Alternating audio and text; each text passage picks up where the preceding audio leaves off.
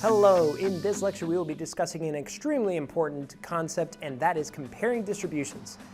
This scale of comparison is very commonly assessed on free response questions, so let's get to it. Throughout this video we will maintain our focus on qualitative data.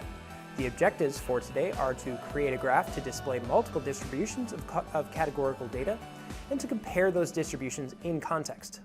Let's keep going with the example from past lectures, the favorite starburst flavor study.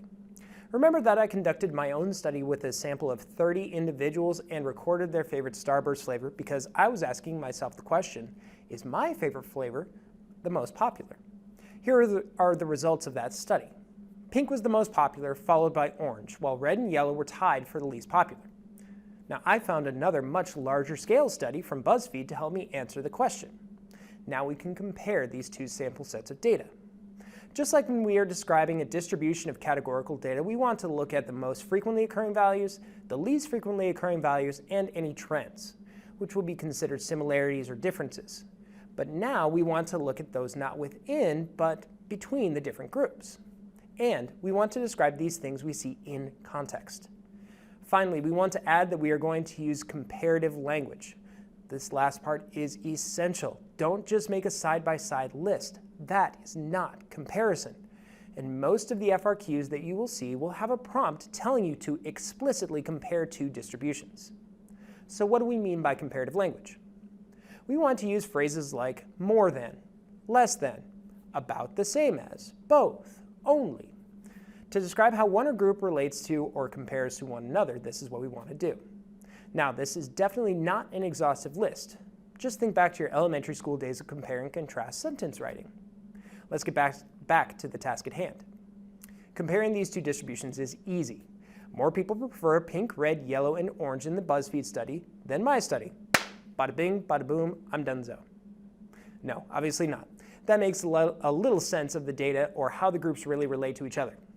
That brings up a very important point. When you're comparing two distributions, usually they are of different sample size or from different populations. So you should use relative frequencies to compare them, not just the counts. So let's bring in the relative frequency distributions. There, that's better. Now we can see that both my study and the BuzzFeed study show that pink is the most popular flavor. However, when compared to my study, a larger proportion of BuzzFeeders prefer red and a smaller proportion prefer orange. About the same proportion of people preferred yellow in both studies. That's it. A couple of sentences, get in and get out.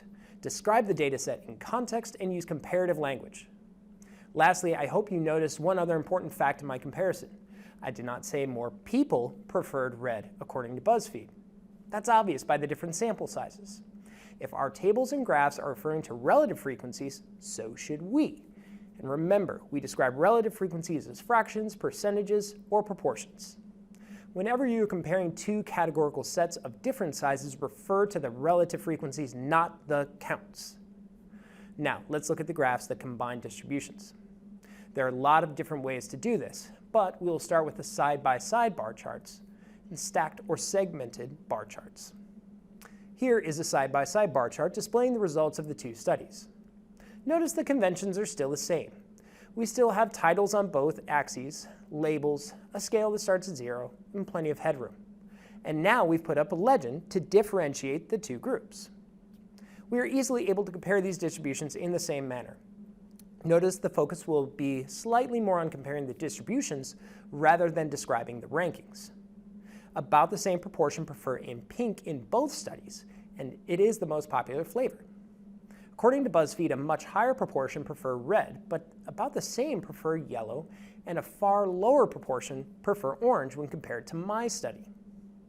We can also create what's called a stacked or segmented bar chart to compare these two distributions. Now you might think that is simple enough to just stack the bars on top of each other. Well, technically correct, this bar chart is not very illuminating, and maybe even a little confusing. When you use relative frequency on the y-axis, the height of all bars generally should add up to 1 or 100%, and obviously that doesn't happen here. Instead, what we want to do is have each distribution receive their own bar, so within each distribution, the bar is segmented at the proportions. If you look at the height of each segment, They represent the proportions that each value takes in that distribution.